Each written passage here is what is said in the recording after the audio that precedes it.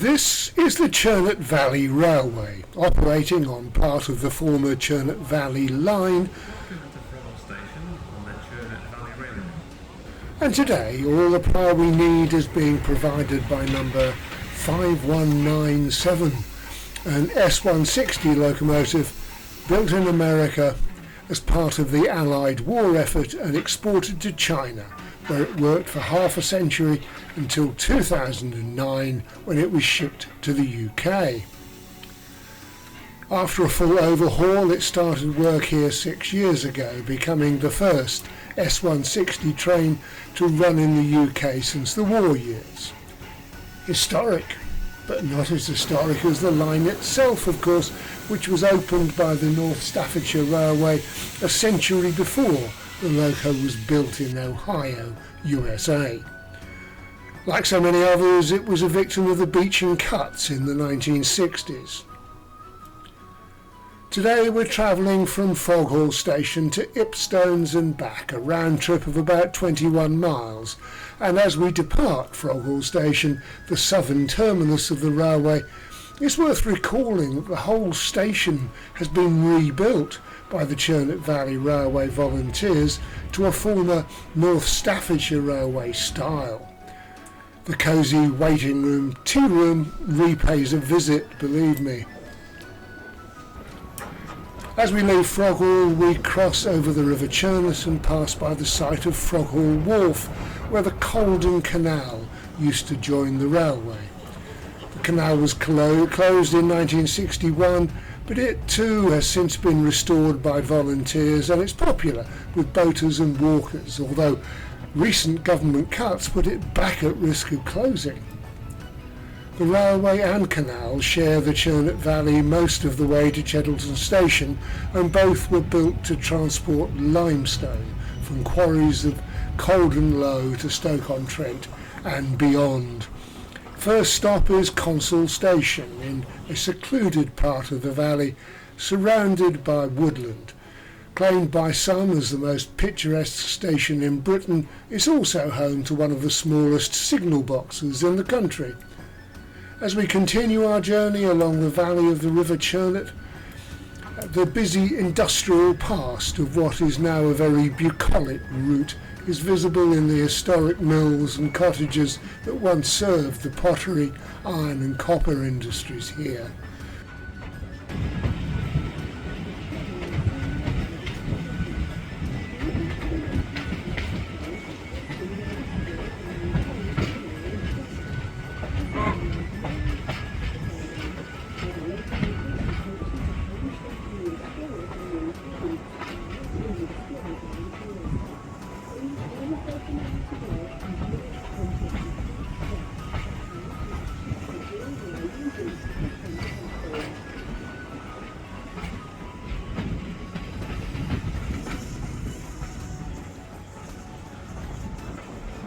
Cheddelton Station is the headquarters of the Churnet Valley Railway, and the station has been restored to its 1950s appearance with a booking office, waiting room, parcels office and signal box.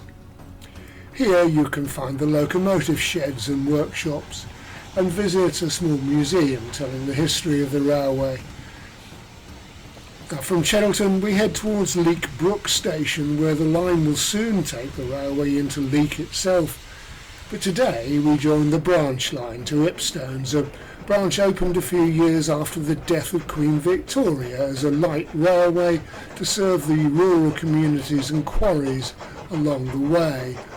It was closed to passengers as early as 1935, but remained open to freight from those quarries until 1964. The branch line climbs steeply from Leek Brook Junction to Ipstone's summit, which is also the highest point on the North Staffordshire Railway at 1,000 feet above sea level. Now this is said to be the steepest incline on a preserved railway in England, and it gives locomotive 5197 a full workout.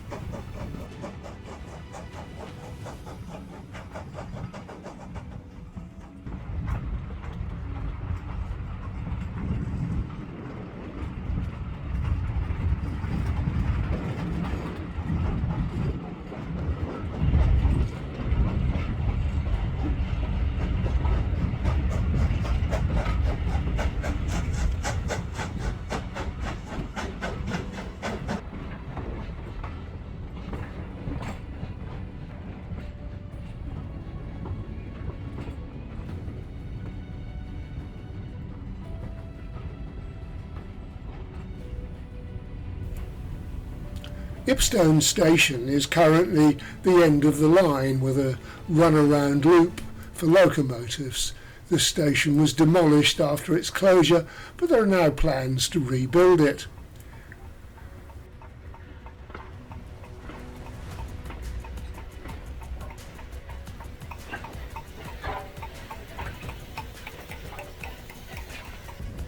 Returning from here, it's all downhill, and the constant efforts of the engine have fallen away to a more gentle sound as we drop back down into the Churnet Valley and leave the moorlands behind.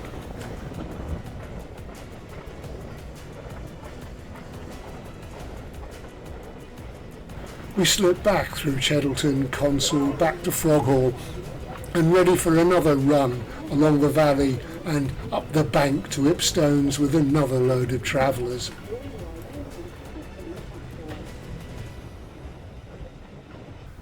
A final thought: the North Staffordshire Railway Company operated all over the Staffordshire potteries as well as Cheshire, Derbyshire and Shropshire for more than 75 years.